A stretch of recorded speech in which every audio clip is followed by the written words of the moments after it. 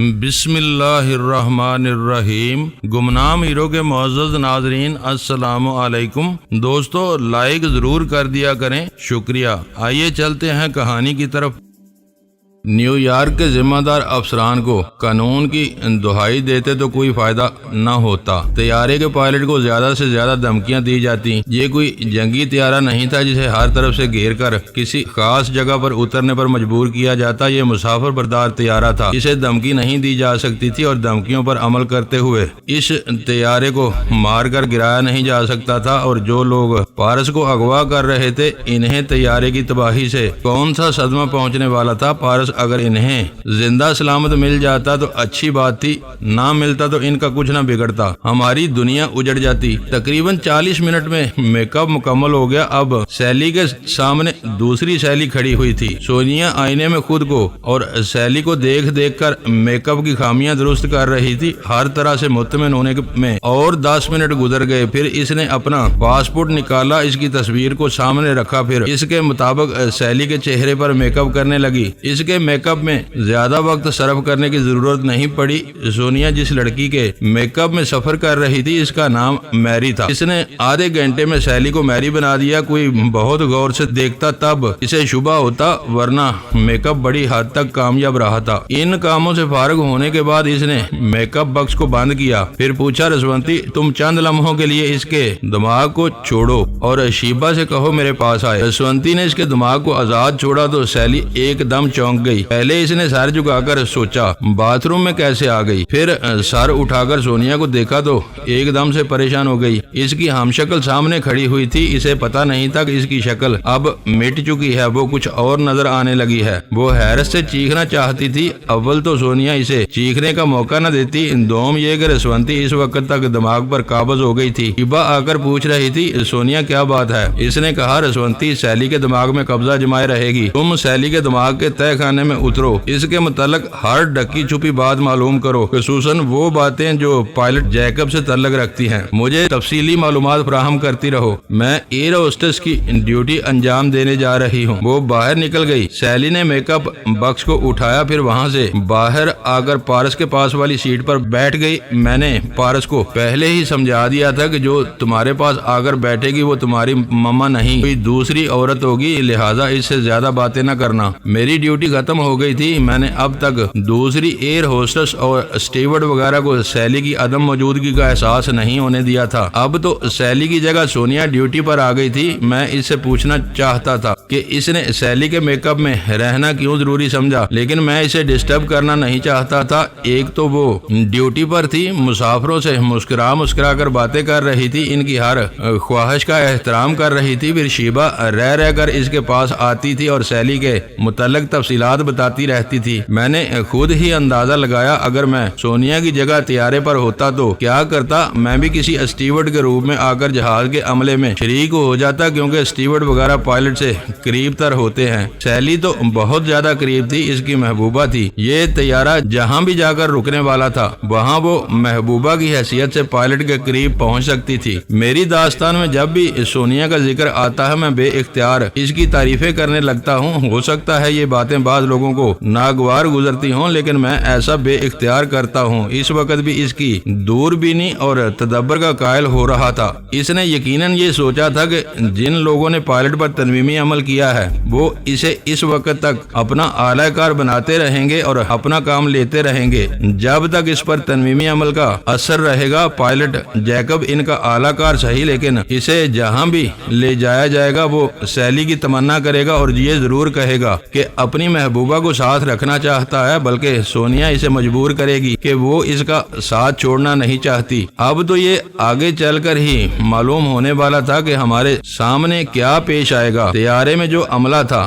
وہ یہ بتانے سے قاصر تھا کہ جہاز کس طرف پرواز کر رہا ہے اور اب کہاں اترنے والا ہے۔ شیبا کبھی سونیا کے پاس پہنچ کر اسے سیلی کے متعلق بتاتی تھی اور کبھی پارس کے ذریعے کھڑکی کے باہر دیکھتی تھی۔ ایک بار اسے پتا چلا کہ پرواز نیچی ہو رہی ہے اور اور ایک بہت بڑا شہر نظر آ رہا ہے۔ اس نے ذرا دیر تک دیکھا، پھر ایک دم سے چونک کر سونیا کو مخاطب کرتے ہوئے بولی، اوہ گاڈ! سونیا غضب ہو گیا، یہ طیارہ اسرائیل پہنچ گیا ہے۔ میں نے پارس کے ذریعے تل ابید شہر دیکھا ہے۔ ہم سب پر سکتہ طاری ہو گیا۔ ہم سوچ بھی نہیں سکتے تھے کہ ایسی دلدل میں جا پھنسیں گے جہاں پہلے بھی پھنس چکے تھے اور جہاں سے نکلنے میں خاصا عرصہ لگا تھا۔ اب ہم بیٹے کو وہاں سے صحیح سلامت نکال سکیں گے یا نہیں، یہ صرف خدا جانتا تھا۔ شیبا نے دانت پیستے ہوئے کہا، میں یہودی ہوں، مجھے اپنی قوم سے اپنے ملک سے محبت ہے، لیکن خدا کی قسم اگر پارس کا بال بھی بیکا ہوا تو میں اسرائیل کی اینٹ سے اینٹ بجا دوں گی۔ میں وہاں جا رہی ہوں، ذرا ان کی خبر لیتی ہوں۔ سونیا، کیا تم سیلی کے متعلق اور کچھ معلوم کرنا چاہتی ہو؟ سونیا نے کہا، نہیں، تم اپنے مشن پر جاؤ۔ ابھی طیارے کو تل ابید کی زمین چھونے اور وہاں پارس کو حراست میں لینے کے سلسلے میں کافی کاروائیاں ہونے والی تھی اور کافی وقت لگنے والا تھا، لہذا میں پہلے شیبا کا حال بیان کرتا ہوں۔ یہ بتا چکا ہوں کہ شار پر اسرائیلی حکام سے ایک شخص کے ذریعے رابطہ قائم کرتا تھا۔ وہ شخص وہاں کا سینئر افسر تھا اور اس کا نام کیری ہام تھا۔ شیبا نے اس کے دماغ پر دستک دیتے ہوئے کہا، ہیلو، میں رسونتی بول رہی ہوں۔ کیری ہام نے مسکراتے ہوئے کہا، اچھا مدام رسونتی، آپ کو معلوم ہو گیا کہ بیٹا یہاں پہنچایا جا رہا ہے؟ کیا ایک ماں سے بیٹا چھین لینا اتنا آسان سمجھتے ہو؟ کیا مطلب یہ کہ بیٹا واقعی تمہارے پاس پہنچ رہا ہے، لیکن تم اسے حراست میں رکھ کر کیا کرو گے؟ ہم سے کیا چاہتے ہو؟ تم لوگوں کی وجہ سے ہماری قوم کی ایک بیٹی جو ٹیلی پیتھی سیکھ چکی تھی مر گئی ہے۔ تم نے ہماری شیبا کو ہمیشہ کے لیے چھین لیا۔ بکواس مت کرو، شیبا کو ہم نے نہیں، تم لوگوں کی غلط پالیسی نے چھین لیا تھا۔ تم لوگوں نے غلط ٹیلی پیتھی جاننے والوں سے دوستی کی۔ آج وہ دوست کہاں ہیں؟ وہ ذرا پریشان ہوا کیونکہ پچھلے 24 گھنٹے سے شارپر نے رابطہ قائم نہیں کیا تھا۔ وہاں کے اعلی حکام بار بار کیری ہم سے پوچھ رہے تھے، شارپر کہاں ہے؟ اس سے کسی طرح رابطہ قائم کرو ورنہ ہمارا مشن ادھورا رہ جائے گا۔ شیبا نے چپ ہو کر اس کے چور خیالات پڑھے، معلوم کیا آخر وہ مشن کیا ہے جس کے ادھورا رہ جانے کی بہت زیادہ فکر ہے۔ پتہ چلا کہ کیری ہام کو اس سلسلے میں کچھ نہیں معلوم، کیونکہ جو خفیہ مشن ہوتے ہیں اس کے متعلق صرف بلائنڈ کلب کے چند افسران جانتے ہیں۔ یہاں کے حکام بھی ان سے واقف نہیں ہوتے، صرف وہی افسران جانتے ہیں جو کسی خاص مشن سے وابستہ رہتے ہیں۔ میں اپنی داستان میں بلائنڈ کلب کے متعلق بتا چکا ہوں، اسرائیل کی ایک ایسی خفیہ تنظیم جس کے متعلق وہاں کے اعلیٰ حکام بھی نہیں جان سکتے، کیونکہ حکمران بدلتے رہتے ہیں لیکن حکومت کے راز نہیں بدلتے۔ انہیں بلائنڈ کلب کے اندھے کنویں میں چھپا کر رکھا جاتا ہے۔ میں نے اندھا کنواں اس لیے کہا کہ اس بلائنڈ کلب کی گہرائی کو کوئی نہیں جانتا تھا۔ جب ہم میں سے کوئی ادھر کا رخ کرے گا تو میں اس کے متعلق تفصیل بیان کروں گا۔ شیبا نے کہا، مسٹر ہام، طیارہ تل ابید ایئرپورٹ پر اترنے ہی والا ہے۔ اس سے پہلے میں یہاں کے ذمہ دار لوگوں سے بات کرنا چاہتی ہوں، وہ بات کرنا چاہیں یا نہ چاہیں۔ ایک بات ان تک پہنچا دینا، اور وہ یہ کہ میرے بیٹے کو حراست میں لینے کے لیے کوئی اسے ہاتھ نہ لگائے، اس سے دور ہی رہے۔ میں تمہارا یہ پیغام پہنچا رہا ہوں، اور یہ بھی کہہ دینا کہ میں بات نہ کرنے والوں کو زبان کھولنے پر مجبور کر دوں گی، اور جو 7 پردوں میں چھپ کر رہنا چاہتے ہیں انہیں ان کے لباس میں بھی چھپنے نہیں دوں گی۔ پھر اس نے ایک ذرا توقف سے کہا، اور آخری بات یہ کہ مجھ سے بات کرنے کے بعد ہی انہیں شارپر کا پتہ ملے گا۔ That's all. شیبا نے سونیا کے پاس آ کر اسے تمام باتیں بتائیں۔ طیارہ رن وے پر رک گیا تھا، کھڑکی سے دیکھا جا سکتا تھا، چاروں طرف مسلح فوجی الرٹ کھڑے ہوئے تھے۔ دور دور تک فوجی جوانوں اور ہتھیاروں کے سوا کچھ نہیں نظر آ رہا تھا۔ ایئرپورٹ میدان جنگ لگتا تھا۔ پارس نے کھڑکی سے جھانکتے ہوئے کہا، میرا خیال ہے آج تک کسی ملک کے سربراہ کا استقبال کرنے اتنی فوج نہ آئی ہوگی جتنی میرے لیے آئی ہے۔ منگل پانڈے اپنا سامان سمیٹنے کے لیے سیٹ پر آ گیا تھا۔ پارس کی بات سن کر بولا، برخوردار، یہ تمہارے استقبال کے لیے نہیں بلکہ گرفتار کرنے کے لیے آئے ہیں۔ کیا تمہیں ڈر نہیں لگ رہا ہے؟ پارس نے جواب دیا، تمہارے جیسے دلیر افسر کے ہوتے ہوئے ڈر کس بات کا؟ اگر وہی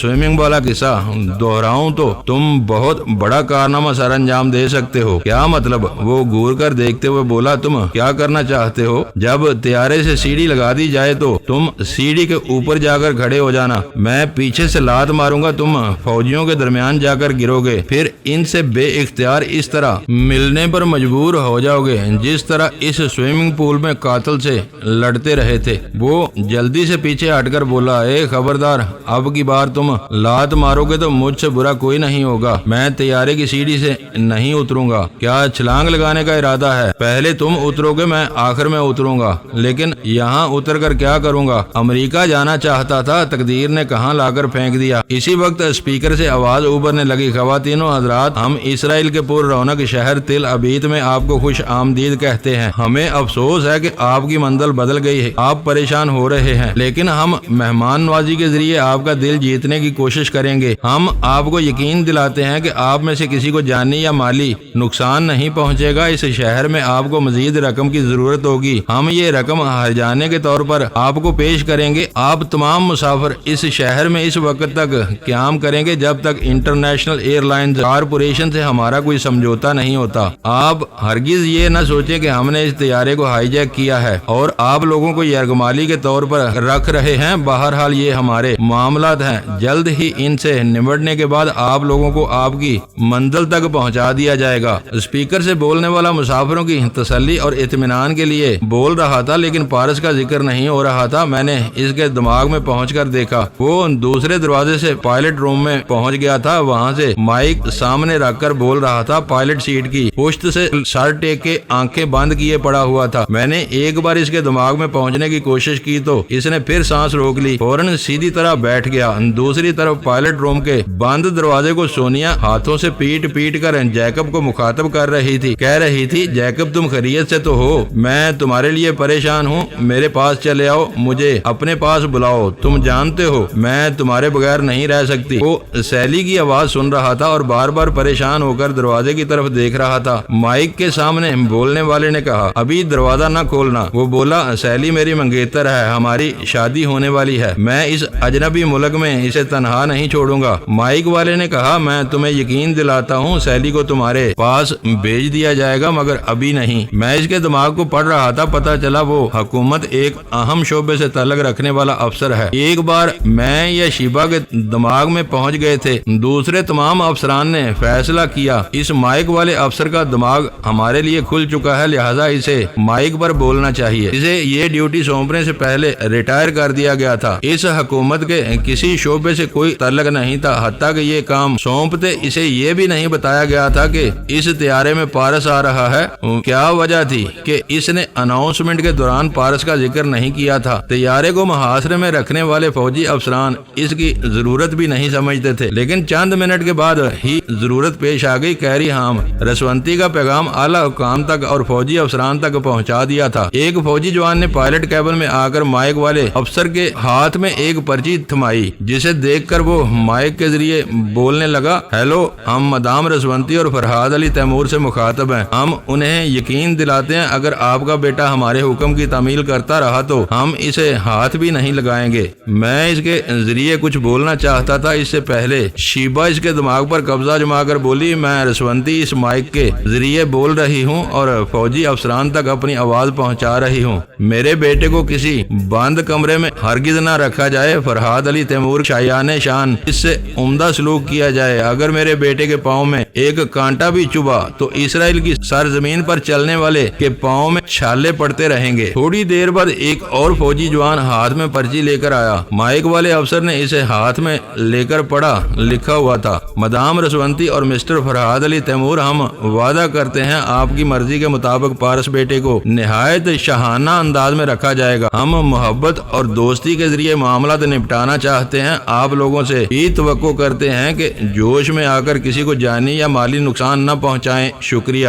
ہم نے رسونتی کو ایک جگہ بٹھا دیا، وہ بیچاری سیلی کے دماغ میں قبضہ جمائے ہوئے تھی، مائک سے جو باتیں ہوتی تھی انہیں سن رہی تھی، باقی باتیں میں اس کے پاس آ کر بتا دیتا تھا۔ وہ ایک سرد آ بھر کر بولی، میرا بیٹا پھر مجھ سے دور ہو گیا۔ رسونتی، خدا کا شکر ادا کرو، اسے کوئی نقصان نہیں پہنچے گا، انشاءاللہ ہم اسے جلد یہاں سے نکال لے جائیں گے۔ ایسا ہمیشہ ہوتا ہے، ہم اسے بچا کر لانا چاہتے ہیں، دشمن پھر راستے کی دیوار بن جاتے ہیں۔ خدا جو کرتا ہے بہتری کے لیے کرتا ہے۔ یہ تو سوچو ہمارے بیٹے کو اتنی سی عمر میں کیسے کیسے تجربات سے گزرنا پڑ رہا ہے، یہ جوان ہوتے ہوتے कुंदन बन जाएगा और ये जवान से बूढ़ा होता रहेगा। मैं कभी इससे मिल नहीं सकूंगी। ये कहते ही वो बेइख्तियार रोने लगी। रोते वक्त ये ख्याल नहीं किया कि किसी के दिमाग पर पूरी तरह काबिज है। नतीजा ये हुआ कि इसके साथ सैली भी रोने लगी। जब हम किसी के दिमाग पर पूरी तरह कब्जा जमा लेते हैं तो हमारी हर हरकत इसकी हरकत होती है। यही वजह थी कि उधर वो रोते हुए आंसू पोंछ रही थी, इधर ये भी अपने आंसू पोंछती जा रही थी। तैयारे का माहौल ऐसा था कि किसी ने रोने पर तवज्जो नहीं दी। सभी परेशान थे। कितनी ही औरतें मंजिल से भटकने के बायस रो रही थीं। इनके बच्चे भी माओ के साथ दे रहे थे। आसपास के लोग इन्हें समझा मनाकर चुप करा रहे थे। आखिर तैयारे का दरवाजा खुल गया। एक फौजी अफसर दो जवानों के साथ अंदर आया। वो कंप्यूटर के जरिए इस तैयारे के मुसाफिरों के नाम और इनके सीट नंबर मालूम कर चुका था, लिहाजा वो सीधा टीपू की सीट के पास आकर रुक गया। फिर अलर्ट होकर सल्यूट करते हुए बोला, मास्टर पारस, हम आपको अपने मुल्क में खुश आमदीद कहते हैं और यकीन दिलाते हैं हमारी जात से किसी किस्म का नुकसान नहीं पहुंचेगा। आपके वालिदैन की ख्वाहिश के मुताबिक कोई आपको हाथ नहीं लगाएगा। क्या आप हमारे साथ चलना पसंद करेंगे? मैंने इसके दिमाग में कहा, बेटे इनके साथ चले जाओ। मेरे बेटे ने आराम से सीट की पुश से टेक लगाकर कहा, हाँ चलना तो होगा, लेकिन ये जो मेरे पास बैठी है ये हिंदुस्तानी जासूस है, बहुत दलेर अफसर है। ये मुझे गिरफ्तार करना चाहता था। पहले मैं इसको सजा सुनाऊंगा। फौजी अफसर ने कहा, हम आपके हर हुक्म की तामील करेंगे, बेशक आप इसे सजा सुनाएं। मंगल पांडे की हालत खराब थी, चेहरा जर्द पड़ गया था। वो गगियाते हुए बोला, मेरे बेटे कम से कम मेरा ये एहसान तो याद कर। मैंने तुझे हिंदुस्तान में एक माँ दी थी। अरे तू मुझे लात मार चुका है और क्या सजा देगा? फौजी अफसर ने डांट कर कहा, यू शट अप, मास्टर पारस को सजा सुनाने दो। पारस ने इसी तरह आराम से टेक लगाकर कहा, मैं जब तक यहाँ रहूंगा ये मेरा बॉडीगार्ड बनकर रहेगा, अपने मुल्क वापस नहीं जाएगा। फौजी अफसर ने एक तरफ हटकर कहा, आपका हुक्म सर, आंखों पर आप तशरीफ ले चलें। पारस अपनी जगह से उठकर आगे बढ़ा। फौजी जवान भी और इसे एक तरफ हट रहे थे। इसने चंद कदम चलने के बाद पलट कर देखा, फिर मंगल पांडे से कहा, तुम वहाँ बैठे क्या कर रहे हो? मेरे साथ आओ। वो फौरन उठकर बोला, मैं जरा अपना सामान उठा लूं, तुम सिर्फ मुझे उठाने के लिए हो, चले आओ। पारस इत्मीनान से चलता हुआ जीने के ऊपरी हिस्से पर पहुंचा। पांडे भी इसके पास आकर खड़ा हो गया। इसने सर उठाकर पूछा, जीना बहुत ऊंचा है ना? पांडे एकदम से पीछे हटकर बोला, नहीं हरगिज नहीं, मैं समझ गया, आगे जाऊंगा तो लात पड़ेगी और मैं गिरता चला जाऊंगा, हरगिज नहीं, तुम आगे चलो। सैली अपनी जगह से उठकर खड़ी हो गई थी, सर उठाकर दूर पारस की तरफ देख रही थी। फिर रसवंती ने इसके जरिए कहा, फरहाद, इस नए मसले ने हमें परेशान कर रखा है, मगर बेटे को देखो किस तरह शरारतें कर रहा है, इसे समझाओ जल्दी यहाँ से जाए। तुमसे तो तुम्हारा बेटा ज्यादा समझदार है, इतनी उम्र हो गई है, इतनी दुनिया देख ली है, इतने मसाइब उठा चुकी हो, इसके बावजूद मसाइब से परेशान हो जाती हो। बेटे की तरह हंसना बोलना और जिंदा दिल रहना सीखो। फिर मैंने पारस से कहा, यहाँ से जल्दी निकलने की कोशिश करो, तुम्हारी मम्मा भी दूसरी मेकअप में है और यहाँ चेकिंग के मरहले से गुजरने का इंतजाम कर रही हैं। वो जीने से उतरते हुए नीचे आया। तमाम फौजियों के लिए ऊपर से अहकामात सादर हुए थे कि शाहाना तर्ज पर इस्तकबाल किया जाए, लिहाजा इसे देखते ही तमाम फौजी अलर्ट हो गए। अफसरान सल्यूट कर रहे थे और एक कतार में खड़े हुए फौजी अपनी अपनी राइफलें उठाए 90 डिग्री पर फायर कर रहे थे। इसे बंदूक की जुबान से सलामी दे रहे थे। पारस ने चारों तरफ देखते हुए कहा, पापा ऐसा शानदार इस्तकबाल देखकर जी चाहता है यहीं रह जाऊं। फिर इसने आगे बढ़कर एक बड़े फौजी अफसर से मुसाफा करते हुए कहा, मुझे पहले बताया होता, आप लोग इतने फराख दिल हैं, मैं पापा से कहूँगा दूसरे पारस को भी यहीं ट्रांसफर कर दें, बल्कि पूरा खानदान यहाँ ले आए, ये दिन रात की भाग दौड़ से निजात तो मिलेगी। फौजी अफसर ने मुस्कुराकर बड़ी गर्मजोशी से मुसाफा करते हुए कहा, बेटे तुम्हारी ये अंदाज समझ में नहीं आया, तुम तंजिया कह रहे हो या संजीदगी से? बहरहाल हमारे दिल की बात कह रहे हो। मैंने रसवंती के पास आकर कहा, पता नहीं तुमने बेटा पैदा किया है या पटाखा बोलता ही जा रहा है। वो बोली, तुमने मुझे ये कौन सी ड्यूटी सौंप दी है? सोनिया से कहो अपने बेटे के पास जाना चाहती हूँ, शिबा को यहाँ भेज दो। मैंने सोनिया से कहा, रसवंती रसवंती अपने बेटे के लिए मचल रही है, वो जहाँ जाएगी वहाँ साथ रहेगी, लिहाजा शीबा को सैली के पास भेज दो। शीबा ने सैली के दिमाग में आकर कहा, तुम पारस के पास जाओ, मैं यहाँ रहूंगी। जाने से पहले बताओ, तुमने वो तमाम बातें सुन ली हैं तो मैं कैरी आम से कर चुकी हूँ। फरहाद ने मुझे बता दिया था। वहाँ के जिम्मेदार लोगों से गुफ्तगू हो तो मेरी बातों को पेशे नजर रखना, जरा ना घबराना। सोनिया बनफ्से नफीस यहाँ मौजूद है। रसवंती अपने बेटे के पास आ गई, इसे कहने लगी, यहाँ से जल्दी चलो, मैं देखना चाहती हूँ तुम्हारे लिए कैसे इंतजाम किए गए हैं। पारस ने तैयारे की सीढ़ी से उतरने के बाद पहले फौजी अफसर से गुफ्तगू की थी। इसके बाद किसी और फौजी अफसर ने इससे बात नहीं की, इसे अपनी आवाज नहीं सुनाई। सब खामोश रहे, जानबूझकर गूंगे बनते रहे। एयरपोर्ट की इमारत के बाहर एक बहुत ही खूबसूरत और महंगी कार खड़ी हुई थी। इसके आगे पीछे फौजी गाड़ियां थीं। इस कार में पारस को बिठाया गया। फौजी अफसर इसके आसपास बैठना चाहते थे, इसने इनकार किया। कहने लगा, अगली सीट पर सिर्फ मेरा बॉडीगार्ड मंगल पांडे बैठ सकता है। इसराइली अफसरान बहुत ही मसलहत पसंद थे, किसी बात से इनकार नहीं कर रहे थे। मैं इसके पास से चला आया। रसवंती मौजूद थी। मुझे सोनिया के पास रहना चाहिए था। शीबा सैली के दिमाग पर कब्जा जमाए बैठी हुई थी। इन्होंने पारस को रवाना करने के बाद पायलट जैकब को तैयारे से निकाला। जैकब ने अपने तैयारे से उतरकर खड़ा हो गया, कहने लगा, मैं अपनी मंगेतर के बगैर नहीं जाऊंगा। एक अफसर ने हुक्म दिया, एयर होस्टेस सैली को बुलाया जाए। सोनिया पहले ही तैयार बैठी थी। इसने सैली का सामान उठाया, फिर सीढ़ी से उतरते हुए पायलट जैकब के पास आकर खड़ी हो गई और इसका बाजू थाम कर बोली, ओह डियर, मैं तुम्हारे बगैर किसी अजनबी जगह रहने का तसव्वुर भी नहीं कर सकती थी। तुम ना बुलाते तो मैं मर जाती। फौजी अफसर ने कहा, आप लोगों को फौरन यहाँ से चलना चाहिए। मिस्टर जैकब, आप इमारत के मखसूस रास्तों से दाखिल होंगे। हमारे जवान आपकी रहनुमाई करेंगे। वहाँ कई प्रेस रिपोर्टर और फोटोग्राफर्स मौजूद हैं। आपका इंटरव्यू लिया जाएगा। आप बाकायदा इंटरव्यू नहीं देंगे। जो जरूरी सवालात होंगे इनका जवाब देते हुए गुजर जाएंगे। वो फौजी जवानों की रहनुमाई में एक मखसूस दरवाजे से गुजरकर अंदर पहुंचे। वहाँ बड़े से हाल में कई लोग मौजूद थे। इनके आते ही फ्लैश लाइट्स जलने बुझने लगी। तमाम रिपोर्टर दौड़ते हुए करीब आ गए। फौजी जवानों ने जैकब और सोनिया को घेरे में ले रखा था।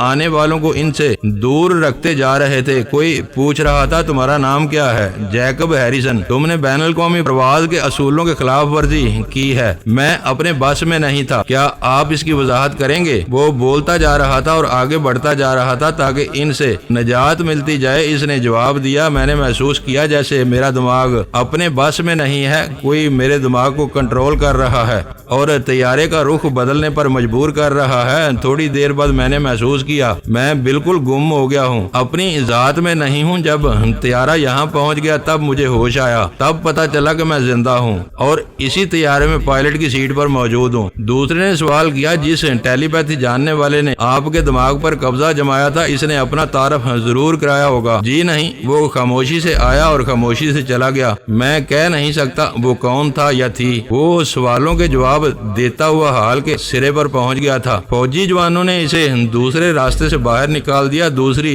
तरफ पुलिस महकमे से ताल्लुक रखने वाला एक अफसर और चंद सिपाही थे। इन्होंने जैकब और सोनिया के लिए पिछली सीट का दरवाजा खोल दिया। मैंने कहा, तुमने सैली के रूप में आकर बड़ी दानिशमंदी का सबूत दिया है। अब पता चल रहा है इनकी चाल क्या है। जैकब ने जो बयान दिया है, इसके जरिए ये लोग इंटरनेशनल एयरलाइन के कानून की जद में नहीं आएंगे। सारा इल्जाम शार्पर पर होगा। इसने तैयारे को अगवा कराया और अपने दुश्मन के बेटे को इसराइल पहुंचा दिया। तुम मास्क मैन से राब्ता कायम करो। इसके जितने खुफिया एजेंट तिल अबेद में हैं, इनके नाम और पते मालूम करो। मुझे इनमें से किसी के यहाँ पनाह लेना होगी। मैं अभी मालूम करता हूँ। और सुनो, इन एजेंटों में कोई औरत हो या ऐसी फैमिली हो जिसमें मेरे कदो कामत की औरत हो तो अच्छी बात होगी। तुम औरत कहाँ हो? 100% लड़की नजर आती हो। क्या इन हालात में रोमानी गुफ्तगू करोगे? मैं हंसते हुए इसके दिमाग से चला आया। फिर मास्क मैन को मुखातब किया। इसने कहा, फरहाद साहब, मैं आपका ही इंतजार कर रहा تھا ابھی پتا چلا ہے کہ پارس بیٹے کو اغوا کر کے تل ابید پہنچا دیا گیا ہے۔ میں نے کہا پارس اور مشین دو الگ چیزیں ہیں۔ وہ جھینپ کر بولا آپ شرمندہ کر رہے ہیں، میں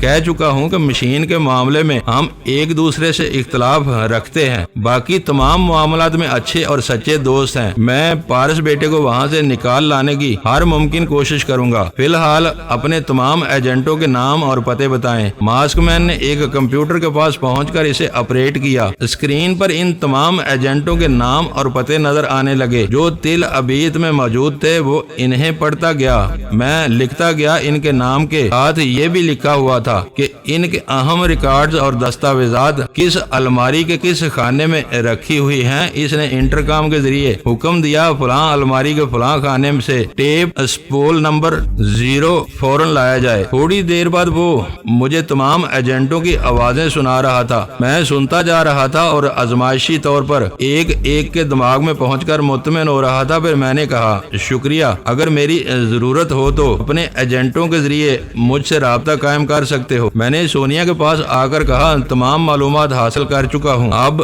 ان ایجنٹوں کے پاس جا رہا ہوں۔ ذرا ٹھہرو، پہلے سیلی کے دماغ میں جاؤ۔ تم نے شیبا کے پاس جانے سے منع کیا ہے۔ میں شیبا کے پاس نہیں، سیلی کے پاس کہہ رہی ہوں۔ بات ایک ہی ہے، سیلی تو مکمل شیبا بنی ہوئی ہے، اسے مخاطب نہ کرو، چپ چاپ جاؤ، معلومات حاصل کر کے آؤ۔ میں اس کے دماغ میں پہنچ گیا۔ ان عورتوں کے عجیب نخرے ہوتے ہیں، خود کو پراسرار بنانے اور بڑے سے بڑا کارنامہ انجام دینے کے لیے مجھ سے بات چیت بند کر رکھی تھی۔ اب میں اس کے بالکل قریب تھا۔ میں نے ایک سرد آ بھری، وہ یقیناً چونک گئی ہوگی۔ میں نے کہا یہ کم نصیبی ہے، زبان رکھتا ہوں بول نہیں سکتا، دل رکھتا ہوں دکھا نہیں سکتا، میں دیوانہ ہوں جو پاؤں کے بغیر چل کر تیری گلی میں آیا ہوں اور نامراد جا رہا ہوں۔ وہ شرما رہی تھی، مسکرا رہی ہوگی، یا میرا آنا گوارا نہ ہوگا، میرے آنے پر اعتراض نہ ہوگا، درمیانی کیفیت ہوگی۔ سمجھ میں آ رہا ہوگا ایسے وقت چپ رہنا چاہیے، کچھ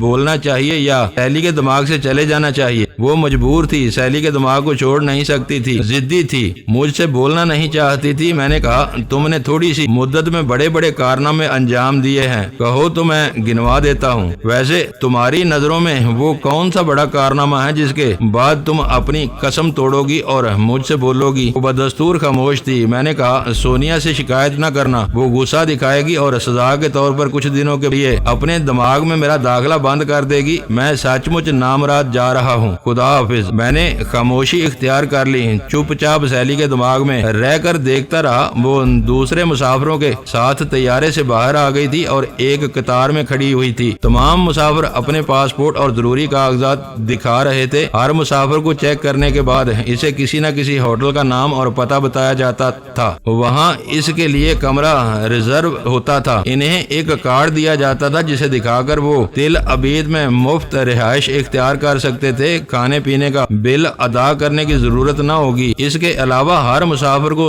ذاتی اخراجات کے لیے $2000 دیے جا رہے تھے۔ سیلی کا پاسپورٹ اور کاغذات چیک کیے گئے، پھر مطمئن ہونے کے بعد اسے ایک ہوٹل میں رہائش کے لیے کارڈ اور ذاتی اخراجات کے لیے $2000 دیے گئے۔ وہ اس مرحلے سے گزر گئی تو میں اس کے پاس سے چلا آیا، سونیا کو بتانے لگا سیلی کے سلسلے میں اب پریشان ہونے کی ضرورت نہیں ہے، وہ بخیریت چیکنگ کے مرحلے سے گزر گئی ہے۔ لیکن ایسا نہیں تھا۔ میرے آنے کے بعد سیلی اپنا لیگیج لینے کے لیے گئی تو یک بیک چونک گئی، چاروں طرف حیرانی سے دیکھتے ہوئے بولی میں یہاں کیسے آ گئی؟ یہ کون سی جگہ ہے؟ مجھے کیا ہو گیا تھا؟ میں اتنی دیر تک کہاں تھی؟ وہاں اب سیلی کے ساتھ کیا ہو رہا تھا اور سونیا کے سلسلے میں ایسے انکشافات ہونے والے تھے؟ یہ جاننے کے لیے نہ تو میں موجود تھا اور نہ ہی شیبا۔ اگر وہ موجود ہوتی تو سیلی اپنے ہوش و حواس میں نہ آتی۔ ادھر شیبا مجبور ہو گئی تھی، اپنے بیڈ روم میں بیٹھی خیال خوانی کر رہی تھی۔ اچانک زور زور سے دروازہ پیٹنے کی آواز سنائی دی۔ پہلے تو اس نے توجہ نہیں دی، پھر جوجو کی آواز سن کر اسے چونکنا پڑا۔ وہ کہہ رہی تھی ممی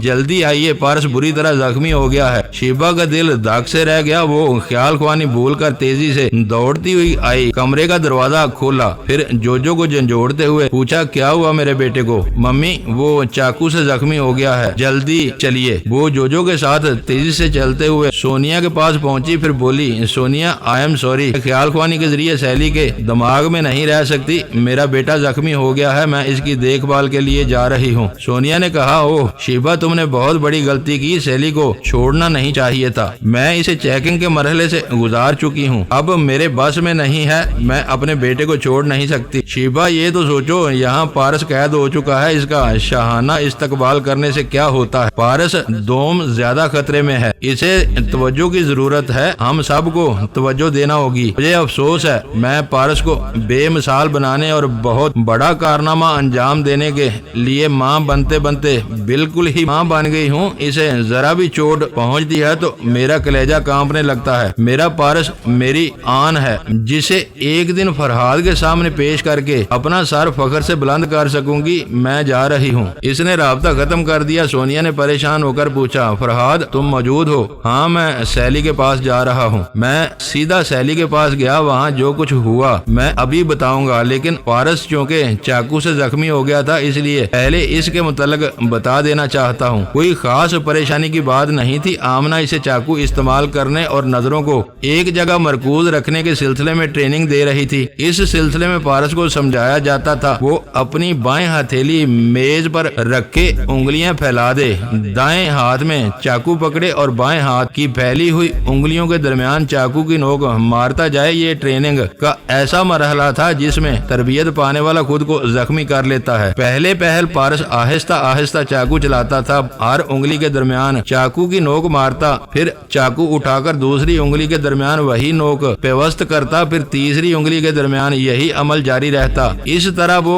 पांचों उंगलियों के दरमियानी हिस्से में चाकू की नोक मारता जाता था। इब्तदा में ये अमल सुस्त होता था। आमना कहती थी, रफ्तार बढ़ाते जाओ, जल्दी जल्दी चाकू की नोक उंगलियों के दरमियान चलाते रहो, तुम्हारे जरा चूकने पर कोई भी उंगली या हथेली की पुष्ट जख्मी हो सकती है। इंसान अपने बचाव की खातिर मोहतात भी हो सकता है और तेज रफ्तार भी। पारस ने पिछले 2 दिन की ट्रेनिंग के दौरान अपनी रफ्तार में कुछ इजाफा कर लिया था। आमना का मुतालबा था, रफ्तार कुछ और बढ़ाओ, तेजी से चाकू की नोक हर उंगली के दरमियान में मारते जाओ और फिर इसी अंदाज से मारते हुए वापस आओ। तीसरे दिन इसकी रफ्तार खासी तेज हो गई। अब आमना कहती थी, इस अमल के दौरान मैं तुम्हें मुखातब करूंगी, अगर तुम जरा भी तवज्जो हटाओगे तो जख्मी हो जाओगे। इसके बाद आमना ने तवील वक्फा की रखते हुए कई बार इसे आवाज दी, बहकाने की कोशिश की, लेकिन वो बाप का बेटा जहाँ नजरे जमा लेता था वहाँ से हिलता नहीं था। चाकू को तेजी से अपनी उंगलियों के दरमियान मारता जाता था। एक बार आमना ने अचानक ही कैसेट रिकॉर्डर के जरिए तेजी से मौसीकी आन की। ऑर्केस्ट्रा की आवाज एकदम से झनझनाती हुई उभरी, लेकिन पारस पर कोई असर न हुआ। हम अपने हाथ की उंगलियों को फैलाकर देखे तो 5 उंगलियों के दरमियान 4 खाली जगह बनती है। पारस ने छोटी उंगली से लेकर अंगूठे के दरमियान गिनती मुकर्रर कर ली थी, 1 खाना, 2 खाना, 3 खाना, 4 खाना। ऐसे वक्त वो 2 ही बातें जानता था, निगाहें वहाँ मरकूज रहेंगी और वो गिनता जाएगा, किसी और तरफ तवज्जो नहीं देगा। इस तरह वो चाकू की नोक मारते हुए गिनता था, 1 2 3 4, फिर पलटकर वापस आता था, 4 3 2 1, फिर सीधा जाता था, 1 2 3 4, फिर वापस आता था, 4 3 2 1। वो चाकू मारने के सिलसिले में जितनी रफ्तार बढ़ाता था इतनी तेजी से गिनता चला जाता था।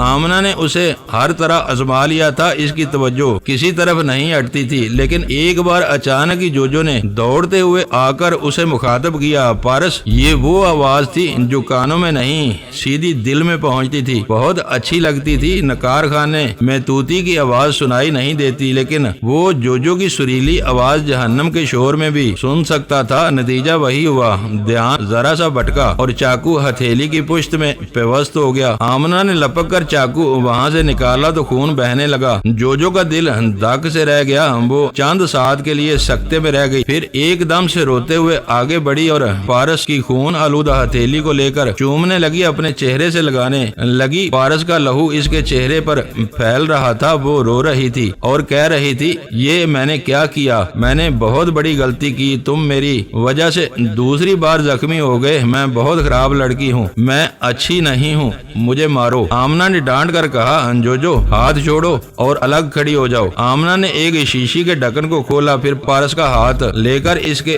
زخم پر کوئی دوا سپرے کرنے لگی۔ دیکھتے ہی دیکھتے خون بہنا بند ہو گیا۔ ادھر جوجو اپنی ممی کو آواز دیتی ہوئی بھاگتی چلی گئی۔ پھر شیبا اس کے ساتھ آئی۔ اس نے آتے ہی پوچھا، کیا ہو گیا میرے بچے کو، کیسے زخمی ہو گیا ہے؟ اس نے پارس کو دونوں بازوؤں سے پکڑ کر کھینچا اور اپنے سینے سے لگا لیا۔ آمنہ نے پوچھا، شیبا کیا تمہارا دماغ خراب ہو گیا ہے؟ وہ غصے سے بولی، تمہارا دماغ خراب ہو گیا ہے؟ بچے کو اتنی خطرناک ٹریننگ دے رہی ہو، کیا اسے بہت بڑا کارنامہ بنا کر پیش کرنے کا ارادہ نہیں ہے؟ جہنم میں گیا کارنامہ، میں ایسا کوئی کام نہیں چاہتی جس سے میرے بچے کو نقصان پہنچے۔ پتہ نہیں مجھے کیا ہو گیا تھا، خدایا میرا دل کیوں ممتا سے بھر گیا ہے، اس کی آہ سنتی ہوں تو مر جاتی ہوں۔ آمنہ نے پارس کو اس کی گود سے الگ کیا، پھر اس کو ہاتھ دکھاتے ہوئے کہا، کوئی بڑا زخم نہیں آیا ہے، اگر نہیں کھائے گا تو جی دار کیسے بنے گا؟ کیا تم یقین سے کہہ سکتی ہو آغوش میں سمیٹ لینے سے آئندہ کوئی حادثہ پیش نہیں آئے گا، کسی مصیبت میں گرفتار نہیں ہوگا، کسی آزمائش سے نہیں گزرے گا؟ اگر تم یقین سے کہہ سکتی ہو تو اسے لے جاؤ اور اپنے آنچل میں چھپا کر رکھو، یا جذبات کو قابو میں رکھ سکتی ہو تو یہاں سے چلی جاؤ۔